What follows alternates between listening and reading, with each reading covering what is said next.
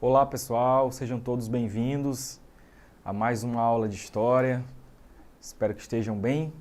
E hoje o nosso tema é independência do Brasil, né? O processo de independência do Brasil, né? Que é de certa forma uma continuidade da última aula, que foi a Revolução Francesa, né? Já que a Revolução Francesa, o Iluminismo, eles vão influenciar muito fortemente a independência do Brasil, como a independência de outras regiões aqui da América, né? Da América Espanhola, por exemplo.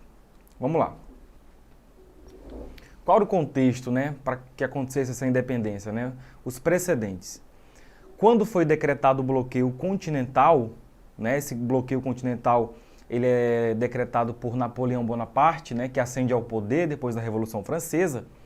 Portugal era governado por Dom João VI, né? Ele era um príncipe regente, né, por conta do afastamento de sua mãe, que era a rainha Dona Maria Louca, né, porque ela tinha problemas mentais, assim ela era conhecida, né? Portugal era aliado econômico da Inglaterra, que possuía uma poderosa frota naval e poderia ameaçar tanto o Brasil quanto Portugal, caso Portugal aderisse, melhor dizendo, ao bloqueio imposto pela França. Então, o que Napoleão queria, né? Napoleão estava ali rivalizando com a Inglaterra, né?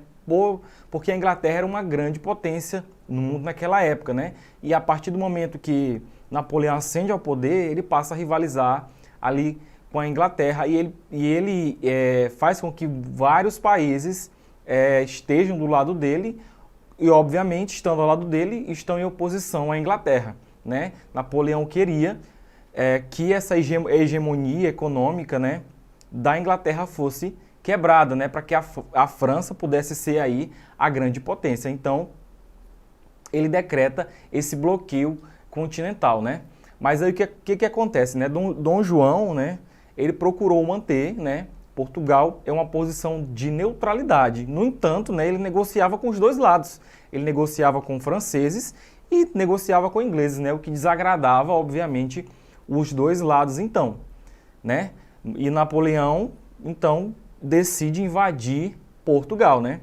Mas ele exige, né, para que isso não acontecesse, que João VI declarasse guerra contra a Inglaterra, fechasse os portos aos navios ingleses e confiscasse os bens de ingleses residentes em Portugal, né? Então, Napoleão queria enfraquecer a Inglaterra, fazendo com que Portugal fechasse ali os seus portos aos navios ingleses e confiscassem bens de ingleses que residissem em Portugal, né? Assim ele enfraqueceria a economia inglesa, né? E a França poderia então se sobressair. Pressionado pelo embaixador inglês, Portugal então, né, assina uma convenção secreta com a Inglaterra. O que era essa convenção?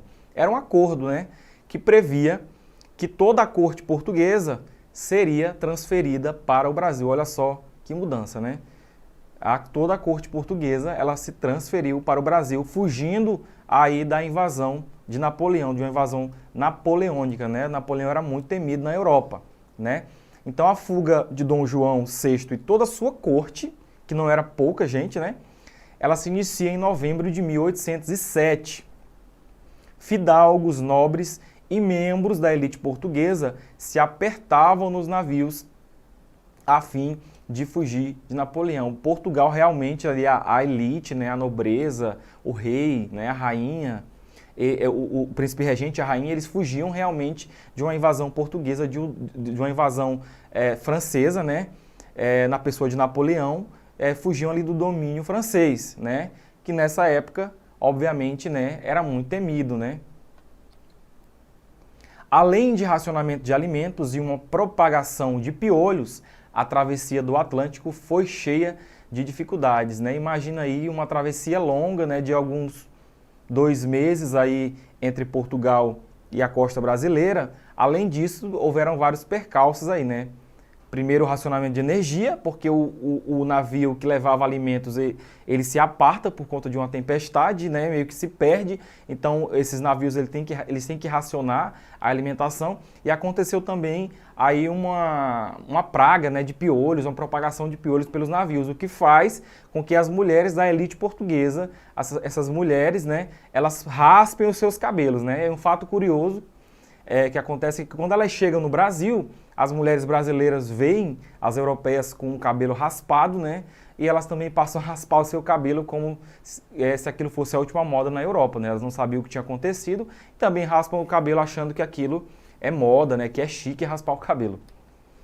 Né? E a chegada da família real e da corte portuguesa se deu em janeiro de 1808, né? Não sem muitas dificuldades pelo caminho, né? Racionamento de alimentação, né?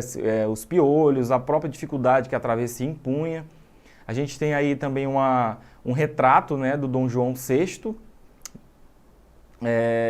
esse príncipe regente, né, que governava Portugal no lugar de sua mãe, que tinha problemas mentais, né, e que foge para o Brasil. Então a gente tem algumas mudanças vivenciadas pelo Brasil a partir do momento que Dom João VI chega com sua corte no Brasil, né, que também vão se refletir para depois desse período, né. Primeiro a gente tem a abertura dos portos brasileiros às nações amigas, né, nações amigas, leia-se Inglaterra. Vamos lembrar, pessoal, que a Inglaterra ela foi responsável por fazer a segurança dessa travessia de Dom João VI e sua corte até o Brasil, né? Então a Inglaterra também não faria um trabalho desse assim, digamos, né, de graça, né?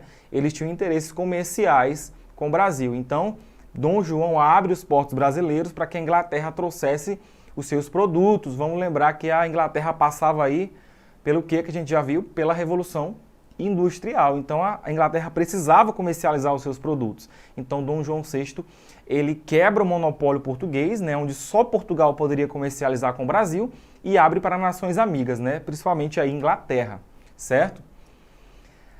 A estruturação burocrática do Estado português no Brasil, né? Dom João VI vem com toda a sua corte, traz os aristocratas, né, traz aí pessoas importantes, e a partir desse momento todo o aparelhamento burocrático do Brasil, os órgãos, né, de governo, eles vão sendo criados, né, que até então não existiam no Brasil, já que Portugal, que era a metrópole, era a sede do reino, né. A assinatura do Alvará de Liberdade Industrial, né, Dom João da Liberdade, para que no Brasil se abram indústrias manufatureiras. Criação da Casa da Moeda e criação do Banco do Brasil. Olha só quando que o Banco do Brasil é criado, nessa época, quando Dom João chega com sua corte ao Brasil. Distribuição de títulos de nobreza entre a elite brasileira. Dom João VI ele precisava que sua chegada fosse vista com bons olhos, né, pela elite brasileira, então ele passa a distribuir títulos, né? Imagina aí que um comerciante rico, né, ele passa a financiar os empreendimentos da coroa e ele recebe o título aí de nobreza, né? Ele pode ser um conde, sei lá, né? Então, Dom João VI ele passa a distribuir esses títulos para ganhar a empatia dessa população brasileira, né? Principalmente da elite, com certeza. A criação de escolas de medicina em Salvador e no Rio de Janeiro, né? Que foram aí as primeiras escolas de ensino superior no Brasil. A elevação do Brasil ao Reino de Portugal e Algarves. O Brasil, a partir do momento que Dom João e sua corte chegam aqui, passa a não ser mais, melhor dizendo, uma colônia, né? Passa a ser parte do Reino de Portugal, o que vai fazer com que os portugueses se ressintam muito por conta disso, a gente vai ver mais à frente. E, para finalizar, né, não é porque saiu o último que é menos importante, a independência do Brasil, que vai ser o desenrolar e é o tema da nossa aula de hoje, né? A chegada de Dom João VI de sua corte certamente vai desencadear, né, com todas as mudanças que traz, a independência do Brasil. Revolução Liberal do Porto. Após a transferência da corte portuguesa para o Brasil, o reino português ficou em difícil situação, tendo seu território ocupado por tropas franco-espanholas, né, francesas e espanholas, em 1807. As elites que embarcaram para o Brasil, vejam só, levaram 80% das riquezas que circulavam em Portugal, deixando o país em grande crise econômica, né? Imagina aí, né? 80% da riqueza que circulava em Portugal veio junto com essas elites portuguesas para o Brasil. Então, Portugal, né, perde aí o seu príncipe regente, né, a sua corte, ainda perde aí o dinheiro que circulava, fazendo com que a sua economia entrasse em uma grande crise, né? Então, isso vai gerar, obviamente, a revolta dos portugueses. A situação revoltava alguns setores da sociedade portuguesa e em agosto de 1820 teve início a Revolução Liberal do Porto. O que era essa Revolução Liberal do Porto? E quais os objetivos que ela tinha, né? Olha lá os objetivos da Revolução.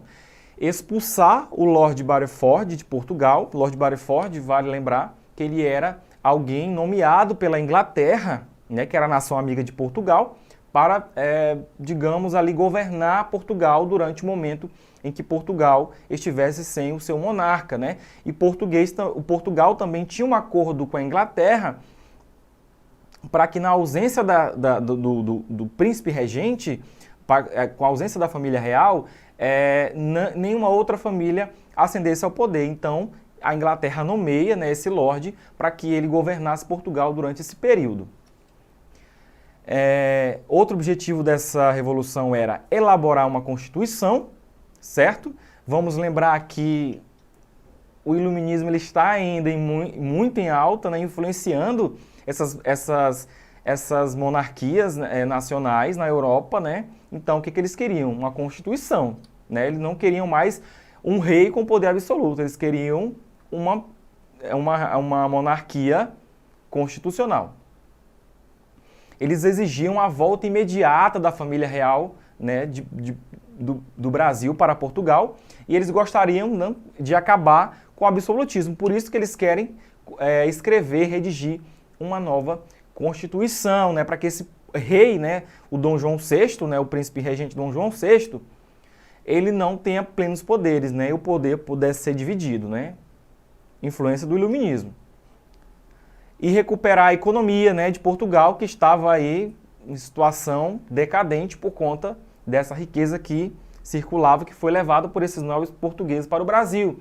E eles queriam, olha só, recolonizar o Brasil. Eles se ressentiam do fato de o Brasil ter deixado de ser colônia e passado a ser, pessoal, sede da coroa portuguesa. É isso, o Brasil, o Rio de Janeiro, ele passa a ser sede do governo de Portugal, né? do Reino de Portugal. Esse movimento, pessoal, ele teve rápida adesão aí por parte dos portugueses, né? Imagine aí o quanto os portugueses estavam revoltados com essa situação, né? Tendo perdido aí a família real, né? Que foi morar na colônia, né? E fez da colônia sede da coroa, né? E também estando numa grave crise econômica e social, né? Essas cortes, né, esses grupos que ditavam então os rumos de Portugal, elas juraram lealdade a Dom João VI e exigiam a imediata volta da família real a Lisboa. Vamos lembrar, né, que Dom João VI ele faz um acordo com a Inglaterra, né, para que nenhuma outra família ascendesse ao poder, né? Então as cortes também juram lealdade a Dom João VI, mas para isso eles queriam que a família inteira voltasse a Lisboa, né? Eles se ressentiam de que a família tinha vindo embora para o Brasil, né? Pressionado por brasileiros e portugueses, Dom João envia o herdeiro ao trono, o príncipe Dom Pedro, a Portugal, o que não foi aceito. Portugal queria que o próprio príncipe regente, né, o rei, assim falando, voltasse a Portugal, né, para que Portugal voltasse a ser sede da coroa, né? Não fazia sentido na cabeça deles que até então uma colônia pudesse ser sede da coroa portuguesa, né? Em abril de 1820, Dom João VI retorna a Portugal, deixando Dom Pedro como governante do Brasil, né? Dom João VI leva com ele, olha só, olha como a corrupção brasileira ela vem de muito antes, né? Dom João VI, quando vai embora para Portugal, ele leva uma quantidade enorme de ouro brasileiro do Banco do Brasil, né? Ele pega ali, raspa os cofres do Banco do Brasil, levando todo o ouro para Portugal, o que revolta muitos brasileiros, né? Então estava formado aí o cenário, né, que ia culminar com a independência do nosso país, né? As revoltas que aconteceram em Portugal, a vinda da família real. Então isso tudo vai culminar com a independência brasileira. Diga ao povo que fico, né? Lembram que eu falei para vocês que Dom João ele volta a Portugal, né, por exigência das cortes, e Dom Pedro fica? Pois é, né? O caráter recolonizador das cortes gerou a reação anticolonialista dos brasileiros, né? Os portugueses gostariam que o Brasil voltasse a ser uma colônia, mas os brasileiros gostariam de voltar a ser colonizados? Obviamente não. Então isso vai gerar todo um sentimento anticolonial, que vai fazer com que os brasileiros aqui também se rebelem contra essa vontade dos portugueses de fazer com que o Brasil seja recolonizado, né? O Brasil tinha ganhado uma certa liberdade e ele queria gozar dessa liberdade. A aristocracia rural não admitia que o Brasil voltasse ao status de colônia, e os grupos anticoloniais se fortaleciam e buscavam o apoio do povo. Eram diversos os grupos aí que defendiam a independência do Brasil, né? Claro, cada um deles com seus interesses, com suas diferenças, né? Mas a maioria buscava aí a independência de Portugal, queriam que o Brasil fosse um país independente, de fato. Existiam basicamente dois grupos, né? Um defendia a manutenção do reino com a independência do Brasil, outro grupo defendia o total rompimento entre Brasil e Portugal, né? Esse primeiro grupo aí ele defendia, né, que o Brasil fizesse parte do reino de Portugal, mas ele não dependesse de Portugal em suas decisões administrativas, políticas, né? Que o país tivesse uma certa independência. E o outro grupo ele vai defender um total rompimento de Brasil com Portugal, né? Já que o Portugal, por anos, né, por séculos, ele explorou aí economicamente, né, os recursos naturais do Brasil. Em janeiro de 1822, aconteceu o Dia do Fico, dia em que Dom Pedro não cedeu às pressões das cortes e decidiu não voltar a Portugal, né? Que é aquele dia que Dom Pedro fala algo parecido com "se é para a felicidade geral da nação, né, diga ao povo que fico, né? Eu vou ficar, né, para fazer esse país ser independente." As pressões portuguesas e o 7 de setembro. A decisão de Dom Pedro fez com que as cortes portuguesas acirrassem os decretos recolonizadores, movimentando-se contra o príncipe regente, né? Vale lembrar que Dom Pedro também ele se comunicava constantemente com seu pai, Dom João VI, em Portugal, né? E Dom João VI estava ciente ali que Dom Pedro queria fazer do Brasil uma nação independente, né? E as cortes, sabendo já que isso era quase algo inevitável, eles passam ali a apertar o cerco contra o Brasil para que o Brasil pudesse voltar ao status de colônia e não viesse a obter a sua independência. Por quê? Interessava, obviamente, a Portugal explorar mais e mais economicamente o Brasil, né? Estava dando lucros, né? Vamos lembrar lá da aula sobre administração colonial, que os portugueses acharam ouro, acharam diamante, exploraram o pau-brasil, as drogas do sertão, e isso dava muito lucro a Portugal. E, obviamente, Portugal não queria perder essa grana, né?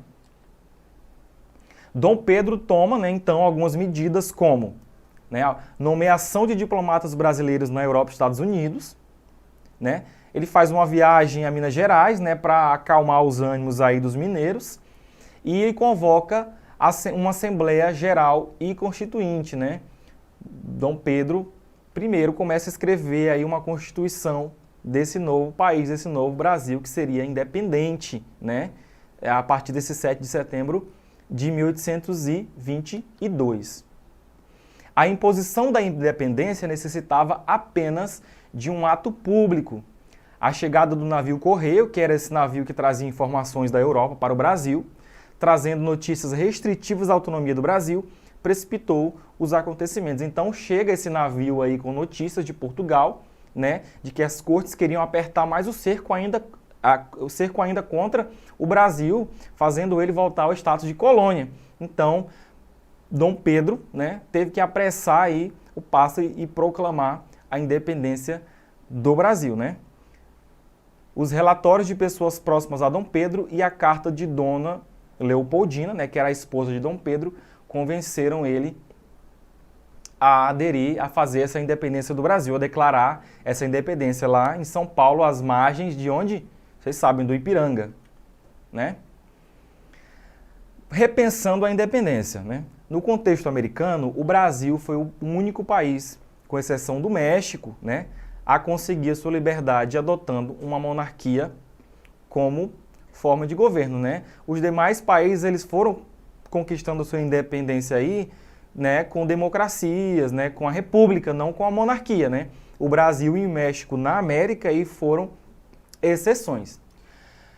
Mas, né, a gente está falando de independência, só que essa independência ela não chegou para todos, né? Obviamente, o Brasil ele se viu livre das amarras, né, das correntes, né, que ligavam ele a Portugal. Mas houve aí uma manutenção da escravidão e uma marginalização das massas, né? Essa independência ela não chega para todos, né? O fim da escravidão, por exemplo, ele só vai chegar no Brasil em 1888, no mesmo século, só que muito mais tarde, né? Então essa independência, ela não chega para todos. Vamos lembrar também que a gente está falando da independência influenciada pelo iluminismo, que defendia liberdade, igualdade, né? A Revolução Francesa, liberdade, igualdade e fraternidade, né? Mas essa liberdade, infelizmente, ela não chega aí para todos ao mesmo tempo, né? Temendo fragmentações, né, divisões, né, territoriais, assim como aconteceu com a América Espanhola, que se dividiu em vários países, né, que a gente conhece em volta do Brasil, Dom Pedro I adotou um governo centralizado, né? Ele centralizou todo o poder nele, por mais que ele estivesse ali construindo uma nova Constituição, depois viu-se que ele criou um chamado de poder moderador, né? Que era, você tinha o executivo, o legislativo e o judiciário, mas o Dom Pedro ele criou o poder moderador, onde ele podia influenciar nos outros poderes, e impondo sim a sua vontade, né? O Brasil se viu livre das amarras portuguesas, mas passou a ser dependente da Inglaterra, né? A independência não mudou as estruturas coloniais que já estavam postas anteriormente. Tudo passou a ser mais ou menos como era antes, né? A única diferença é que o Brasil estava livre de Portugal, podia ser um país, né, com suas próprias leis, seus próprios governantes, né, independente. Mas algumas questões aí continuaram a ser as de sempre. Todos aceitaram a independência? Províncias como Bahia, Maranhão, Grão-Pará, Piauí e Cisplatina, né, que é o atual Uruguai, fez parte do Brasil, não aceitaram a independência do Brasil e preferiram permanecer fiéis a Portugal. Por quê? Porque os governantes dessas províncias, eles eram portugueses, então permaneceram fiéis à coroa, né? Aí o que Dom Pedro fez, né? Ele utiliza a força para conter os revoltosos, a fim de garantir a união do novo país e consolidar sua autoridade como imperador, né? No Brasil não aconteceu aí como aconteceu na América Espanhola, que ela se fragmentou em muitos outros países, né? Argentina, Peru, Bolívia, Equador, Venezuela, Colômbia, né? O Brasil ele permaneceu, foi um dos únicos países que permaneceu unido, né? Não se fragmentou. Como o Brasil não dispunha de um grande exército e de navios para combater os revoltosos, a saída foi a compra de navios estrangeiros, a contratação de mercenários, além da convocação de milícias populares. Mas esse Brasil recém-criado, recém-refeito, né? Vocês lembram que Dom João foi embora e levou lá grande parte do ouro, né? O Brasil ficou sem dinheiro. Então, Dom Pedro I teve que recorrer a empréstimos. E quem que podia emprestar dinheiro para o Brasil? A grande potência mundial, a Inglaterra, né? O jovem império precisou recorrer a empréstimos para custear os conflitos, o que agravou a crise econômica e o fez ser mais ainda dependente da Inglaterra, né? A crise econômica aí já está no nosso sangue, né?